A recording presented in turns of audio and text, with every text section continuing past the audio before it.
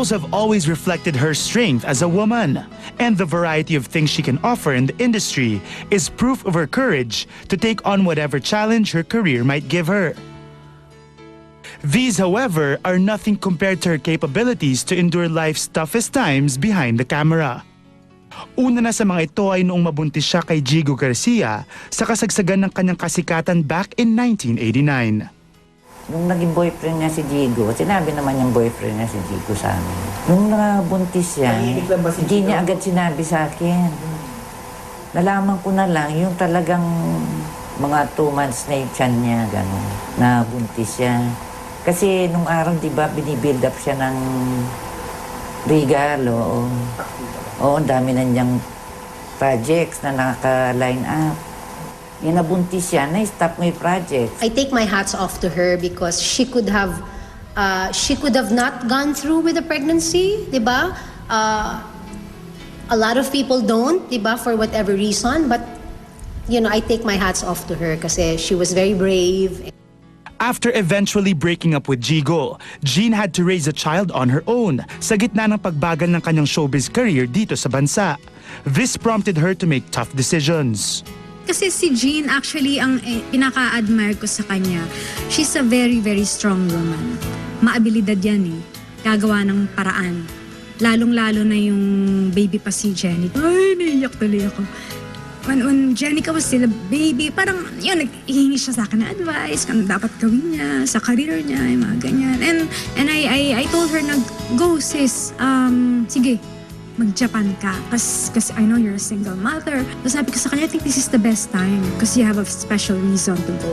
Mahirap yun Mahirap yun. Kasi kung sa akin yun mangyayari, ilang taon siya when she had me, she was 19 years old. At kung ilang taon na ako ngayon, 22. So kung sa akin mangyari na 19 ako, hindi ko alam kung kaya kong sabihin na nakapagpalaki ako ng bata ng maayos at matiwasay. I don't think I can do that. So I am very proud of her because of that, and she knows it. Jean worked as a singer in Japan for several years and had a second child sa dating Japanese boyfriend doon. But eventually found her way back home to have another chance at an acting career dito sa Pilipinas. Marami nagsasabi na nung nag-comeback siya coming from Japan, talagang napansin yung kagalingan niya sa pag-arte.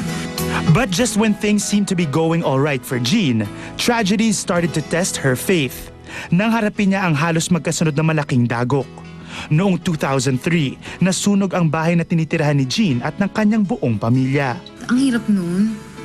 Tsaka, yung ko na maalala yung nakakatakot yun. First year. Hindi actually, alam mo, okay nga lang kung kami-kami lang. Ang problema si Kotaro nun. Baby pa. Binubuhat pa. Nagkukrol pa lang. Hindi pa nga niya kayang, hindi mo pa nga siya pwedeng Kotaro, you run. Hindi pa nga niya kaya yun. So, ang hirap, wala kaming mga tsinelas, mga sugatan na kamits, may bata pa kaming kasama. So, medyo mahirap. Pero, thank you, Lord. Okay lang yun eh. Okay lang yun yung bahay, yung gamit kasi napapalitan yan. Buti na lang walang masamang nangyari sa amin lahat. And a few years after, lumubog naman ang bahay ni Jean nang manalanta ang bagyong Ondoy sa Metro Manila in 2009. Survivor naman yan si Jean. That's why she's a very strong woman eh. And I really look up to her. Jean's life may have drastically changed because of these trials, but one thing remained intact. At ito ay ang determinasyon niyang maitaguyod ang pamilya sa kabila ng mga hirap na pinagdaanan. She's very dedicated to her children. Kahit nga hindi sa mga anak niya, pati sa kanyang family, sa mga kapatid niya, sobra siyang dedicated talaga.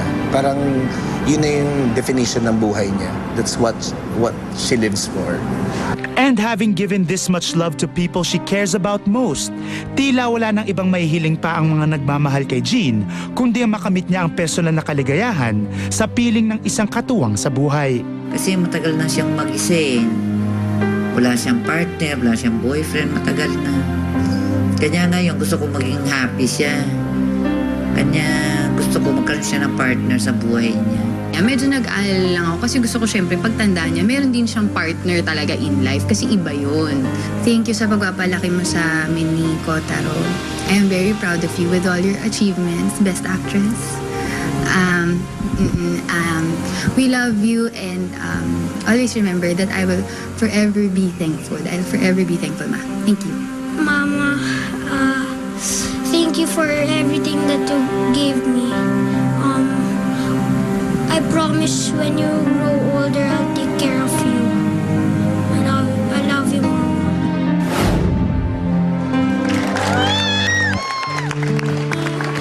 You're getting emotional. Diyos ko, nakakaloka naman. Miss Henry, nakakaloka kayo. Thank you so much. Ano ba yan? Parang, Diyos ko, nag-best actress lang ako. May ganito na ako. Pwede bang best actress every year? What's the hardest part, Miss Jean, about raising Jenica and your son all by yourself? Alam mo, actually, hindi siya mahirap eh. Kasi pag gusto mo ang isang bagay at gusto mo siyang, yung gusto mong ipaglaban, hindi siya mahirap eh. Tapos pagkasama mo yung family mo, andyan ang mom mo, andyan yung mga kaibigang nagmamahal sa'yo na nakita mo naman kung sino sila na interview. Ay, hindi ako makapagsalita. Kaya mo. Tapos yung mga anak ko, hindi sila mahirap palakihin, hindi sila mahirap alagaan kasi mababait silang bata. Maski ng mga baby sila, both si Jenica at si Kotaro, hindi sila iyakin. Tapos nung nagkakaisip na sila, madali silang kausapin, madali silang pakiusapan. Tapos naiintindihan nila na I'm a working mother, na ang mommy nila hindi palaging 24 hours nandyan. Kasi nga nagtatrabaho ako. So iniintindi nila They're yun. very understanding as kids. They are very understanding. So ako, thank you sa blessing ng Panginoon. Binigay niya sa akin ang 2 bata na mga anak ko na napakabuting mga anak. Napakaswerte ko dyan at napaka-thankful ko sa Panginoon talaga. What advice do you give Jenica now that she's also an adult and in the same industry as you?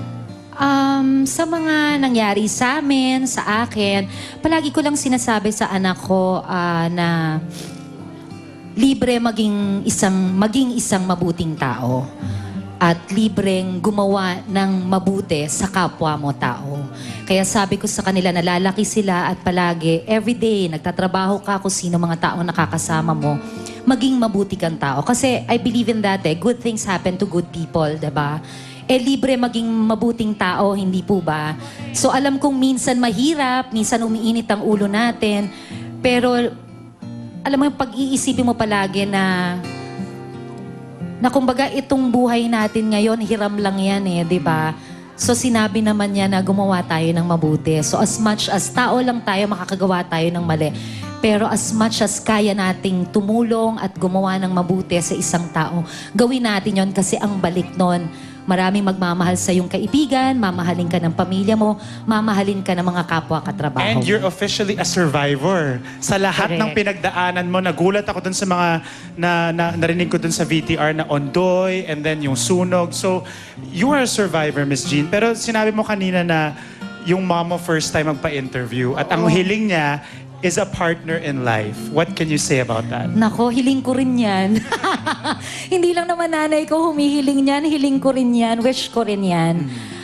Actually, lahat naman siguro tayo, hindi ba gusto natin na magkaroon ng partner in life, di ba? Na makakasama mo hanggang pagtanda mo, na kayong dalawa, di ba? Forever, hanggang sa dulo ng walang Yes. hanggan. Yan naman ang mga pangarap natin, di ba? Of course, gusto ko yan. Pinagdadasal ko pa rin yan. Pero kung ibibigay ni Lord, bakit hindi? Darating yan. Thank Pero you, you're Ma'am. You're Thank not naman you. pressured. Ha? You're not naman, they're not pressuring you naman. No, not at all. At saka, ano rin ang priority ko talaga ngayon is my children, my family, and of course, my career. Trabaho, syempre, yan ang bumubuhay sa amin. So, yun muna yung priority. Kung darating siya, kailangan alam na yung priorities kung in life na pang-apat lang siya. Kung sakali, kung gano'n naman niya ako kamahal, di priority niya yung 3 priorities ko in life. Yes. Diba? And Pag speaking- hindi, ang boyfriend ko na lang, si Lord na lang yata, forever, di ba? And speaking of career, ang pinakabagong programa, Personalan. Yes! Congratulations. Thank you so much, Miss Raymond. Jean from Showbiz Central. Alam ko ito'y Yes, bago thank for you. you. TV hosting, di ba? Yes, personalan sa GMA News TV, Channel 11 po kami. Everyday po yan, kasama ko po dyan si Jolina Magdangal. Ayan, sana panuurin po nyo, 7 o'clock kami ng And it's gabi. real life Everyday. stories, mga tapatan, Yes. sigawan, lahat nandyan na. At saka magandang konsepto nitong show na to. I'm very proud kaya talagang pinagdasal ko tong show na to nung guest host pa lang ako. Sabi ko, sana makuha akong regular host nito. Kasi sa totoo lang, ang goal kasi ng personalan is to help people with problems. Yung problema nila, hindi scripted. Yes, Talagang it's problema true. sa buhay. Totoo, oo, nangyayari. So ang show, kumbaga, i-present namin yung problema nila, pero yung ending ng show, yung kahit paano may nire-resolve. Yes. So nakakatulong kami kahit papaano. So masarap lang yung feeling. We'll Kaya watch mahal ko out yung for show. that. And of course, Alice Bungesñez. Yes. Gabi-gabi. Maraming salamat din po kay Dr. Vicky Bello and Cristal Linares. Sexy Solutions, Dr. Vivian Sarabia Optical. Elorde Jim in Ortigas, Dr. Shella Dahar Dental Clinic. Magnum, Sexy Chef Ton Lau, Zeng Zulweta, Richard of Henry Calaig Salon. And happy birthday to June Lalin. Wow, happy birthday, June Lali. Anyone to thank, Ms. June? Yes, thank you so much to all my friends and my family, my mom, my 2 children, my favorite people at pinakamamahal ko sa buhay ko. And all my friends, my manager, yung handler ko, sina Direk Andoy and Direk Mark Reyes. Yes. My good friends, Rita Avila. Ate Jackie, I love you so much. Sa nakakalimutan ko, sorry, pero maraming salamat sa inyo lahat. Personalan po at Alice Bungisngis sa mga sumusuporta po sa akin at nagmamahal ng walang sawa. Maraming salamat po. There Thank you, you Raymond, have it, so Miss much. Jean Garcia. Thank you, Miss Andy. Thank you, Showbiz Central. Thank you for being here. Mga kapuso, dyan lamang kayo dahil meron po kaming exclusive footage at story tungkol sa suntukan ni na Raymart Santiago at Mon Tulfo na naganap this morning sa pagbabalik po yan ng Showbiz Central.